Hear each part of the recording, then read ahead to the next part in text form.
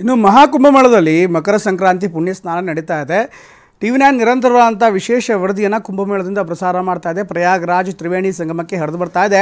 ಭಕ್ತ ಸಾಗರ ನೋಡ್ತಾ ಇದ್ದೀರಾ, ಭಾರಿ ಸಂಖ್ಯೆಯಲ್ಲಿ ಈಗಾಗಲೇ ಸಾಧು ಸಂತರು ಬರ್ತಾ ಇದ್ದಾರೆ, ನಾಗಾಗಳು ಬರ್ತಾ ಇದ್ದಾರೆ, ಅಘೋರಿಗಳು ಬರ್ತಾ ಇದ್ದಾರೆ, ಆಸ್ತಿಕರು ಬರ್ತಾ ಇದ್ದಾರೆ, ಭಕ್ತಾದಿಗಳು ಬರ್ತಾ ಇದ್ದಾರೆ.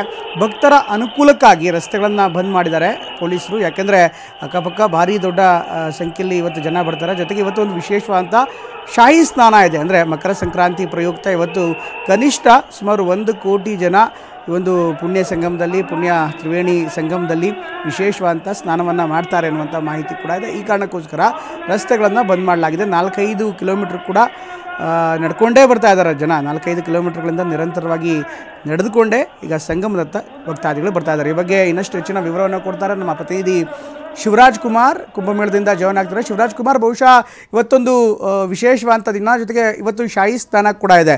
ತ್ರಿವೇಣಿ ಸಂಗಮದತ್ತ ಜನ ಯಾವ ರೀತಿ ಬರ್ತಾ ಇದ್ದಾರೆ, ಅಲ್ಲಿ ಯಾವ ರೀತಿ ವ್ಯವಸ್ಥೆಗಳನ್ನು ಮಾಡಲಾಗಿದೆ, ಜೊತೆಗೆ ಅಲ್ಲಿನ ಸ್ಥಿತಿಯನ್ನು ನೋಡ್ತಾ ಇದ್ದರೆ, ಅಲ್ಲಿನ ಪರಿಸ್ಥಿತಿಯನ್ನು ನೋಡ್ತಾ ಇದ್ದರೆ ಬಹುಶಃ ಒಂದು ವಿಶೇಷವಾದಂಥ ದಿವ್ಯ ಸ್ವರೂಪವಾದಂಥ ಒಂದು ವಾತಾವರಣ ನಮಗೆ ಕಂಡು ಬರ್ತಾ ಇದೆ. ಅಲ್ಲಿನ ವರದಿಯನ್ನು ಇನ್ನಷ್ಟು ವಿವರವಾಗಿ ಹೇಳ್ಬೋದಾ?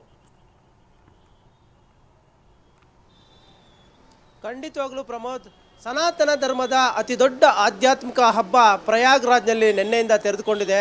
ನಿಜಕ್ಕೂ ಲಕ್ಷಾಂತರ ಭಕ್ತರು ಬರ್ತಾ ಇದ್ದಾರೆ. ನಿನ್ನೆ ಸುಮಾರು 1 ಕೋಟಿಯಷ್ಟು ಭಕ್ತರು ಶಾಹಿ ಸ್ನಾನವನ್ನು ಮಾಡೋ ಮೂಲಕ ಪವಿತ್ರ ಸ್ನಾನವನಲ್ಲಿ ಮಿಂದೇಳಿದ್ರು.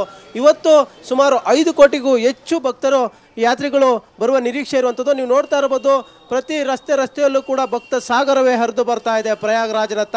ಈ ಒಂದು ಗಂಗೆ, ಯಮುನೆ, ಅದೃಶ್ಯ, ಸರಸ್ವತಿ ತ್ರಿವೇಣಿ ಸಂಗಮದಲ್ಲಿ ಮಿಂದೋಳೋದಕ್ಕೆ ಬರ್ತಾ ಇದ್ದಾರೆ.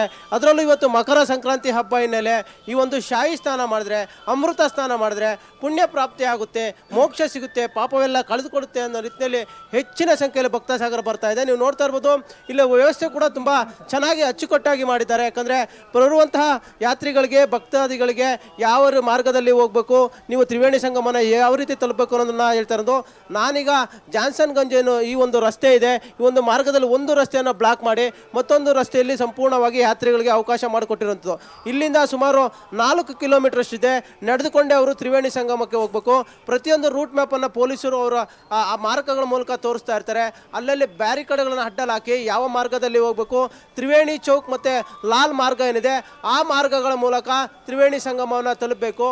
ಅಲ್ಲಿ ಗಂಗೆ, ಯಮುನೆ ಮತ್ತು ಅದೃಶ್ಯ ಸರಸ್ವತಿ ಸೇರುವಂತಹ ಆ ಒಂದು ತ್ರಿವೇಣಿ ಸಂಗಮದಲ್ಲಿ ಇವತ್ತು ಮಕರ ಸಂಕ್ರಾಂತಿಯ ದಿನ ಸ್ನಾನ ಮಾಡಿದ್ರೆ, ಇದನ್ನು ವಿಶೇಷವಾಗಿ ಶಾಹಿ ಸ್ನಾನ ಅಥವಾ ಅಮೃತ ಸ್ನಾನ ಅಂತಾರೆ.